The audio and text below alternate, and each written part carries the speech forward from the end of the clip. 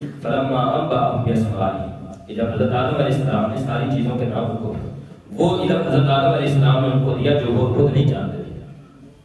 اللہ نے فرشتوں کو وہ علم نہیں دیا جو انسان کو دیا. تو انسان کی فضیلت سب سے پہلی فرشتوں پر جو واضح ہوئی وہ علم کی بنا پر. اس کا مطلب ہے کہ انسان کی اصل جو فضیلت ہے وہ علم ہے.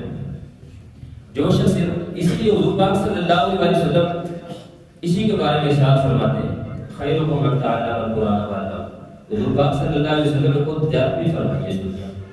حضور پاک صلی اللہ علیہ وسلم نے رشتہ داریاں نبھائی ہیں. پیارے آقا صلی اللہ علیہ وسلم نے زندگی کے ہر شعبے میں اپنی امت کو سمجھایا کہ یہ اور ہر شعبے میں حصہ لیا. یہاں تک کہ حضور پاک صلی اللہ علیہ وسلم نے کشتی بھی فرمائی. لیکن پیارے آقا صلی اللہ علیہ وسلم نے کسی چیز کے بارے میں یہ نہیں ارشاد فرمایا کہ کشتی کرنے والا تم میں سب سے افضل ہے، تجارت کرنے والا تم میں سب سے افضل ہے، زمیندارہ کرنے والا تم میں سب سے. حضور نے باغ اپنے ہاتھوں سے لگایا. یہ نہیں فرمایا کہ زمیندارہ کرنے والا تم میں سب سے افضل ہے، کاروبار کرنے والا تم میں سب سے افضل ہے. حالانکہ ان ساری چیزوں میں برکت کا اعلان فرمایا. مزدوری کرنے والوں محنت کرنے والوں کے بارے میں حضور نے برکت کا اعلان فرمایا. لیکن حضور نے یہ نہیں فرمایا مزدوری کرنے والا سب سے بہتر ہے، زمیندارہ کرنے والا سب سے بہتر ہے، تاجر سب سے بہتر ہے. یہ نہیں فرمایا، بلکہ حضور نے فرمایا کہ علم حاصل کرنے والا اور آگے سکھانے والا وہ سب سے بہتر ہے.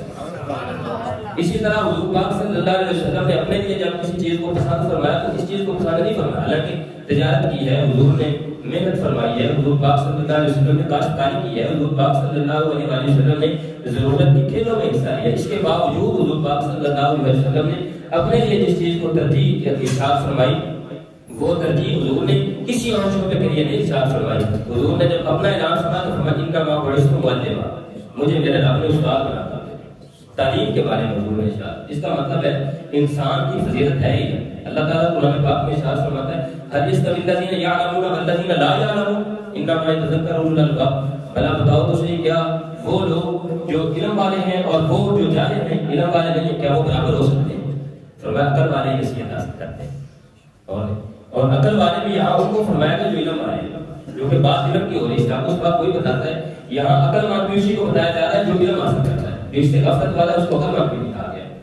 اور پھر ارشاد فرمایا یرفع اللہ الذین آمنوا منکم والذین اوتوا العلم درجات. اللہ تعالیٰ نے تم میں ان لوگوں کے درجات بلند فرمائے جن کو اللہ تعالیٰ نے علم عطا فرمایا. علم حاصل کرنے والوں کے درجات میں بلند. قرآن پاک جب نازل ہوا اللہ کے پیارے حبیب صلی اللہ علیہ وسلم پر جب پہلی وحی نازل ہوئی تو سب سے پہلا حکم علم حاصل کرنے کے بارے میں آیا. سب سے پہلے اللہ تعالیٰ نے یہ ارشاد فرمایا اقرا پڑھی. سب سے پہلے پڑھنے کا حکم آیا اقرا بسم ربک الذی خلق. سب سے پہلا حکم یہ نازل ہوا کہ پڑھیے. سب سے پہلا لفظ ہی کہتے ہیں پڑھیے. پھر حضور پاک صلی اللہ علیہ وسلم کی احادیث مبارکہ اس چیز کی بار بار تائید کرتی ہے، بار بار تائید کرتی ہے، اس چیز کی طرف توجہ دلاتی ہے انسان. پیارے آقا صلی اللہ علیہ وسلم نے ارشاد فرمایا کہ علم حاصل کرنا ہر مسلمان پر فرض ہے. ہر مسلمان پر فرض ہے کہ وہ علم حاصل کرے. مرد پر بھی فرض ہے، عورت پر بھی فرض ہے. علماء کرام نے اس کی تشریح کرتے ہوئے ارشاد فرمایا کہ اتنا علم حاصل کرنا کہ جس سے بندہ اپنے معاملات دینی اعتبار سے دنیاوی اعتبار سے بہتر کر سکے وہ لازمی ہے کہ اس کا علم حاصل کرے.